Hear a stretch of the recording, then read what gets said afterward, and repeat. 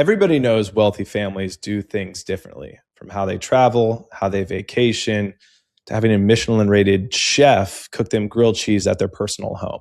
So everything they do is at a different level. And the same thing comes when they're talking about money management, transfer of wealth, and investing.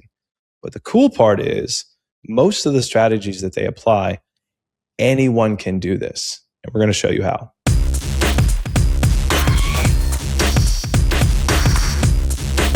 Welcome in. This is The Wealthy Life. Ben George with Harrison Quinn of HDQ Wealth. And, Harrison, it's a great episode because it kind of ties into what the whole idea of the show is, right? Is kind of painting the picture for what the wealthy life looks like, but more importantly, how you get there. And there are going to be a lot of people that are wondering, hey, these families with so much wealth, what are they doing that I'm not doing to help me get there? And look, there's some things maybe that are out of our reach, right? There's always somebody that's making more money than us and more successful. But building that framework into your everyday life can lead you down this very similar path, right? Absolutely. And the thing is like what people often forget, what separates incredibly wealthy people to the average Joe, other than the zeros in the bank accounts, is how they approach life. And I'm not saying that having more money equates to being happier, and often, and I think studies show that's not even necessarily true. But what we're talking about here and what we want to accomplish is to kind of peel back the layer a little bit and share what are these wealthy families doing? How are they taking advantage of the options in front of them? And how can the average person apply that to their life? All right. If you have questions for Harrison, please don't hesitate to reach out. You can leave a comment if you're watching on YouTube, but also log on to hdqwealth.com. You can request an introduction through the website right there. So let's jump into this framework, Harrison, and kind of start off with risk. I know that's a big part of managing your money, right? Is making sure you have the right risk in different areas. So how do you help someone accomplish that and understand how much risk they need to take on and where that money goes? 100%. And when it comes to risk, people evaluate that risk very differently. And largely too, if you're looking at a traditional investment account, you're going to say, what's your risk capacity? Equities to bonds, 80-20, and a traditional, even 30-year-old might think that is appropriate for them looking forward. And the reality is, appropriately invested, the more risk you take on, the more opportunity for reward to be had. And you'll see very wealthy families, that's why they're taking these venture capital risks, these private equity risks, maybe speculative on buying a piece of land and hoping there has these multiples. And then alongside risk too is the time horizon. So a lot of average people and poor people, they want and they need things immediately. And how the wealthy think is very different. They're thinking multi-year, decade-long, multi-decades, generationally, right? And this is also how the Chinese have thought for thousands of years. They've had a 100-year plan, and that's why a large portion of their country has had the certain successes that it has, because they're just looking so far into the future, where you have traditional economies, even like the United States, although very strong, we're kind of on that 4 to 8 year cycle. And so when you're thinking about risk and you're combining that with time horizon, how do you assimilate that to maximize that end return?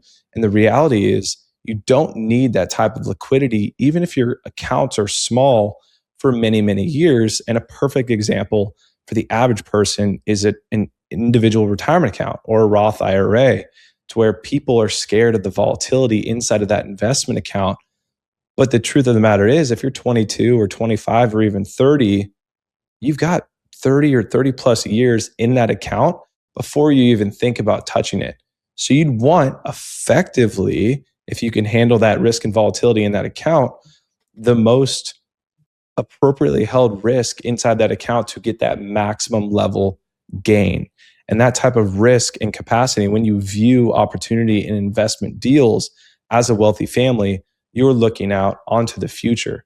And you have to take the appropriate risk for the appropriate types of dollars, because that allows you to be powerful with having a risky bucket and that less risky bucket.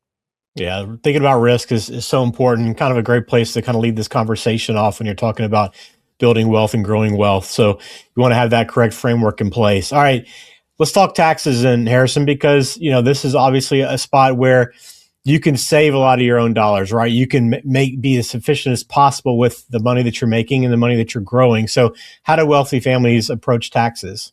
Many different ways, right? And a lot of people, and you've seen on the news where you'll have these, mega millionaires or billionaires, and they're paying a percentage that's less than the average person. And you think, oh, is this legal? How is this happening or whatever? And they are using the tax code. For the most part, the most people who are not going to jail are using an appropriate tax code. And what is it? I think it's 2% of the tax code tells you how much tax you actually owe, and the other 98% of the tax code and the IRS code is the exclusions and all the other, how to coordinate the tax and where it gets put in all of those things, right? And we're not CPAs here. We don't want to be. We leverage those professionals, and they're amazing. They help keep our clients and us in track with what we're doing. But the really important part is they're using all of the tax code, not just how much they owe the federal government. And on top of that, too, when they're looking at different types of investments, they're looking at the after-tax return. And at the end of the day, how does that really benefit their net worth and their overall financial plan? Where a lot of people will get carried away with or distracted by potential high returns in investments, but they don't look and do the full math to say, well, what's my after-tax investment? And how does this affect my net worth long-term or even multi-years down the road? And so it's really that kind of short-term versus long-term thinking brought onto the tax side. And like we just talked about in our last episode, tax planning is a year-long thing. And it's also that multi-stage piece to where how can we manage and grow all the pieces together, where it's not just about getting the most amount of return or even the most amount of income today, but how can we maximize and grow our net worth in accordance with the tax code? Yeah, a big part of that is tax planning. And again, this is what HDQ Wealth does. There's a lot of pieces to that overall planning process, and taxes is a big one. Let's talk diversification then too, because, I think when people think diversification, it's just quickly hey, it's stocks and bonds, but it goes well beyond that. I know that you guys work in a lot of different asset classes, right? Absolutely. And there's many ways and many words to describe the actual diversification. So you have diversification of your assets and the allocation, but then also diversification of location. So where are those assets held, in what account, and in what place, and at what time? So there's kind of a multi-layer fact to think about when you're considering diversification. And like you said, you have the stocks and the bonds, but then what makes up the stocks? Is it mutual funds? Is it ETFs? And the bonds? Is it corporate bonds? Is it government bonds? Is it high yield bonds? What does that look like? And then you keep going down to different layers and you understand, well, is it public markets? Is it private markets? What type of alternatives are we looking into? And what type of tax treatments are we getting this? And just like what we were mentioning, is it becomes greater than your total return or the yield that you're getting from an investment, and going outside of those traditional windows and tiers into the crypto markets, the private credit markets, the private equity, real estate, different pieces there, even rare minerals. I know gold and silver have been on a tear, but it's having that full global look of diversification. And then, like I said, making sure those right assets are in the right accounts in the right location. And when you're using those, you're having access to those at the right times. So then you're thinking about certain types of trusts, certain types of legal structures when you're holding those assets, from a protection piece, from a tax piece, and how are you overall managing that? So when it comes to public markets versus private markets, there's about 4,000 publicly listed companies today on the stock market, whereas back in the 90s, there was almost twice that.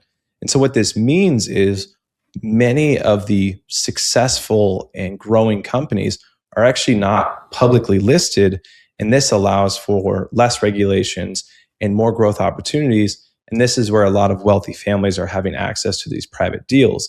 And as I mentioned, there's regulatory standards to this to be able to participate in the investment of these types of companies. But more and more each day are allowing everyday investors to be able to have that access when it comes to those private companies. Yeah, it's kind of eye-opening seeing how the landscapes change, which is why you want to work with someone that can present all those different opportunities for you from an investment standpoint. They may not all be perfect for you or align with your goals, but having those opportunities and kind of knowing what's out there and available to you is so important. Again, something that those wealthy families are able to accomplish with their investments. All right, so that takes us to our next one here, cash flow. Talk about how these wealthy families manage cash flow, because it seems like it might not be the most exciting part of this, but it seems like it's probably pretty critical over building wealth, right? Cash flow is king, right? I mean, you've heard that a million times, but it is so, so true. And it's not, when I say cash flow, by the way, for everyone out there, I'm talking positive cash flow and what you take home, because it isn't necessarily just what you're making, it's what you retain. And so you can make $100,000 a year and have $10,000 left over with your savings, with your investments, wherever you're holding that excess money. You can also have someone who's making $1 million a year who spends $1 million. So that person has $0 in savings. So when it comes to a net worth, a future planning, saving, and investing standpoint, that person who was saving only $10,000 a year, making $100,000 a year, is actually better off. And so wealthy families, they understand this. And so they're managing that cash flow incredibly well to make sure that they have that growth and they are preserving it where they need it. And they're focusing on that after tax return, and then that total money that's being saved and put away and or reinvested, right? Because cash flow is really, when it comes down to it, is optionality. So when you have that cash, when you have that optionality, you can take advantage of those opportunities. And a very similar thing that people can relate to is if you're ever looking to buy a home and a great opportunity comes up on the market and you're wanting to go and buy that home, well, the person who has cash and the person who is ready can take advantage of that market like that much quicker than the person who has to wait to go get pre-approval. They have to have these caveats, a contingent offer, anything like that. And so when you're talking about wealthy families doing the exact same thing when they're buying companies or large homes or making certain types of strategic investments, having that cash flow and having that liquidity on hand is paramount when it comes to growing their net worth and improving their family's financial situation. Yeah, and this is a lot of what HDQ Wealth does, right? The framework in place and the work that you do with clients. These are some of the strategies that you work on and use with clients. But I think to kind of wrap this conversation up, the behavior is such a big part of this, right? You can have the best strategies in the world, but if you're very emotional with your decision making, it doesn't matter, does it? Yeah. Well, and it's tough, right? We're designed to respond to emotion and volatility, and we're being pushed that every single day. The stock market going up and down, headlines, newspapers, the talking heads on TV, they're always trying to influence and do these types of things.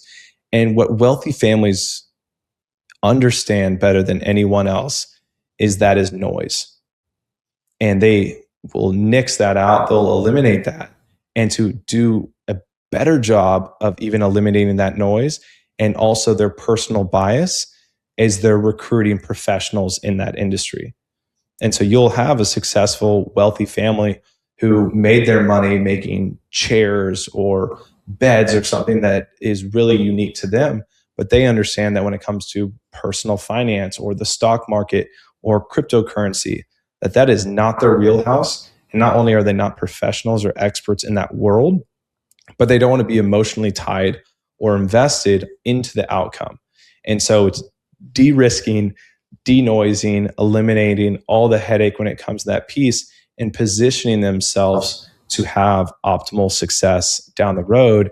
And the funny part too is, and not everyone can necessarily afford an advisor, but the funny part is a lot of well-off younger people or kind of middle income, average net worth individuals, they think they're smarter than everyone because they read that one financial book or they watch the news every day and they're dialed in.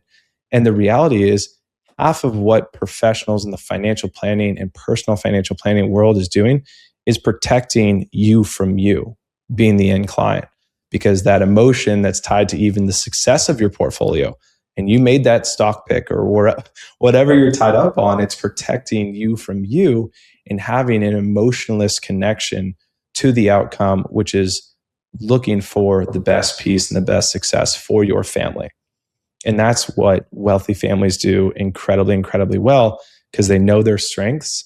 They know and they understand that listening to outside influence and noise, and especially on the media, is not behoovant to their overall success and their financial goals.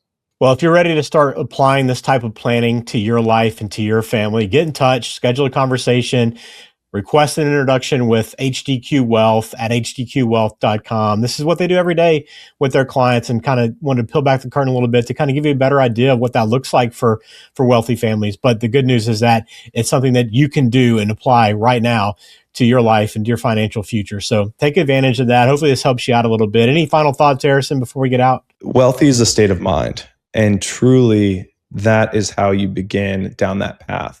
And the goal isn't the biggest pile of money at the end of the day. It isn't that pot of gold at the end of the rainbow. Having that wealthy life is that well-rounded pursuit of happiness and financial success and adding value to the world. And I think that some people chase the money too hard that they can't let go. And that's part of the frustration and even the disconnect from taking someone to that mediocre point to that wealthy point. And that's really what we try to empower our clients and try to help them do, is really achieve that status of a wealthy life. Yeah, this video has been helpful. Please hit subscribe. We appreciate that support. But we have another video coming soon, another episode. So look forward to catching up with you then, Harrison. Appreciate the time. Thanks for watching. Remember, hdqwealth.com. Request that introduction. Start living that wealthy life for yourself. Thank you, guys.